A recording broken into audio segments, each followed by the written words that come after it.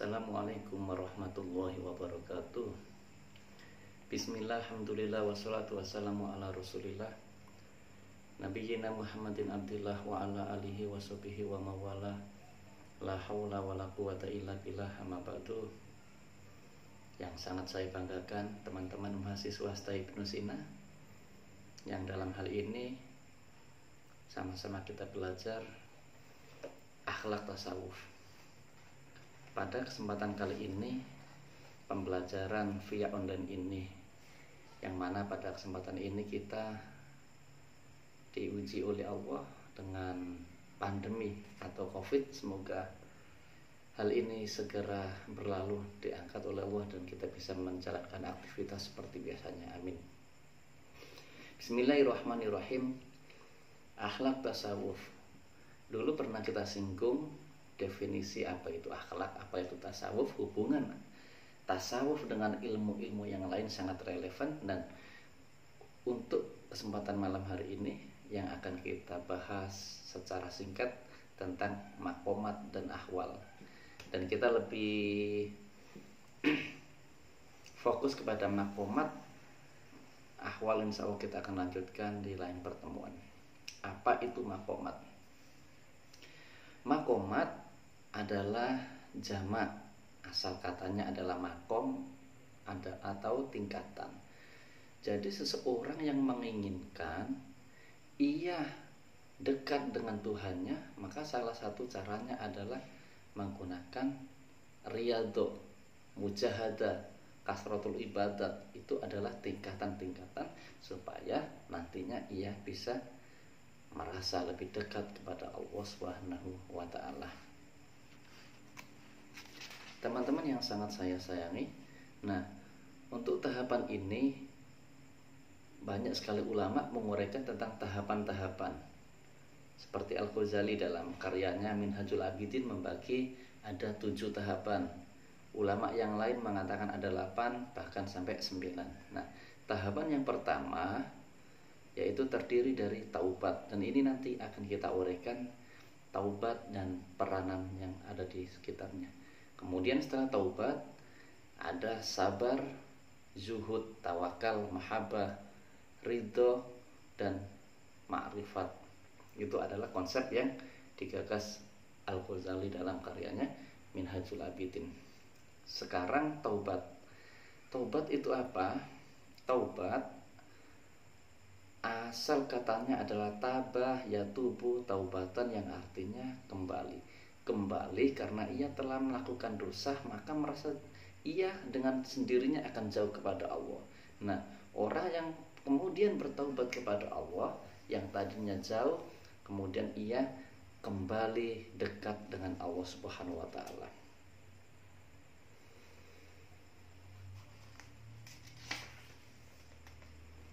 Allah Subhanahu wa ta'ala mencintai orang yang mau bertaubat. Sampai dalam penggalan ayat disebutkan innallaha yuhibbut tawwabina wa yuhibbul mutatahhirin. Sesungguhnya Allah mencintai orang-orang yang bertaubat. Jangan dikira menganggap bahwa orang yang melakukan dosa itu adalah hina. Itu tidak diperkenankan oleh agama. Bisa jadi Allah menguji hambanya dengan dosa, kemudian ia bisa beristighfar dan taubat kepada Allah.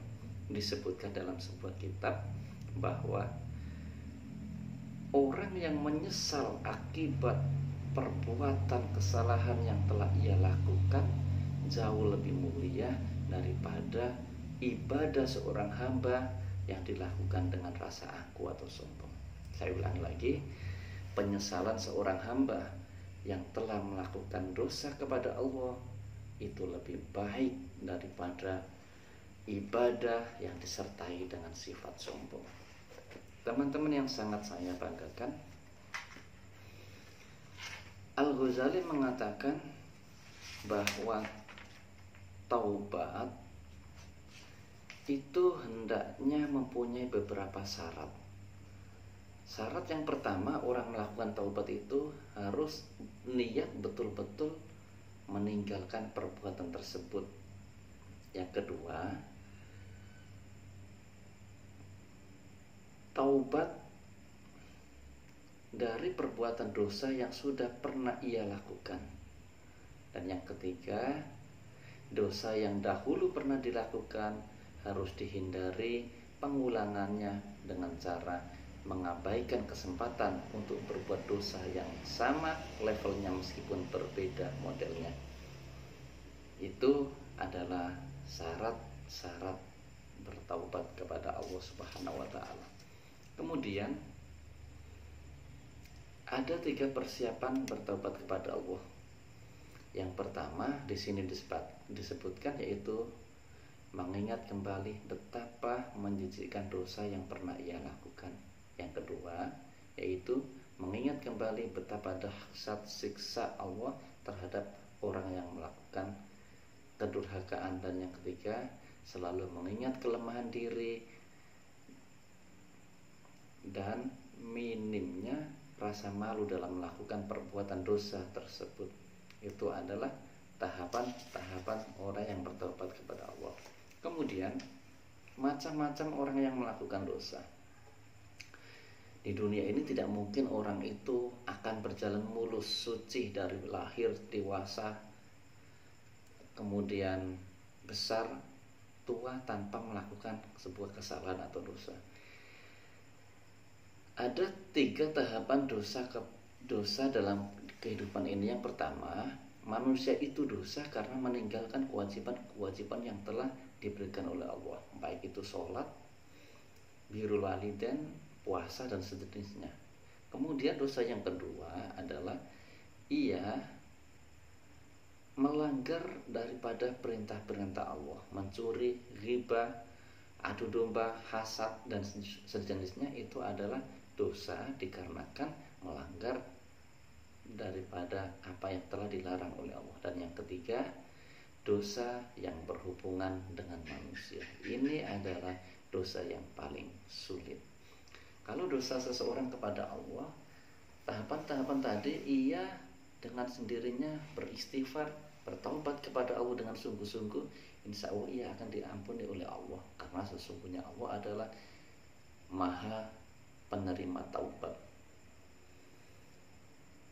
Dan masalahnya dosa kepada manusia ini dengan sederhananya kita sering bahkan dengan sengaja melukai hati saudara kita. Ini adalah dosa yang sangat-sangat sulit. Kalau orang tersebut enggan memberikan ampun kepada kita, niscaya Allah tidak akan mengampuni. Nah, ini harus kita jaga. Ini adalah beberapa peranan tingkatan-tingkatan orang yang bertaubat. Kemudian setelah taubat, yang terakhir akan ditutup oleh ungkapan Umar bin Khattab. Beliau mengatakan salah satu hamba Allah yang akan dimasukkan ke dalam surga yaitu orang yang berbuat dosa kemudian ia menyesali, bertobat, maka ia adalah salah satu orang yang akan dimasukkan ke dalam surganya Allah, dengan catatan ia beristighfar, meminta ampun kepada Allah dengan sungguh-sungguh. Itu adalah orang yang mulia. Selanjutnya setelah kita membahas tentang taubat, yang kedua adalah tentang sabar.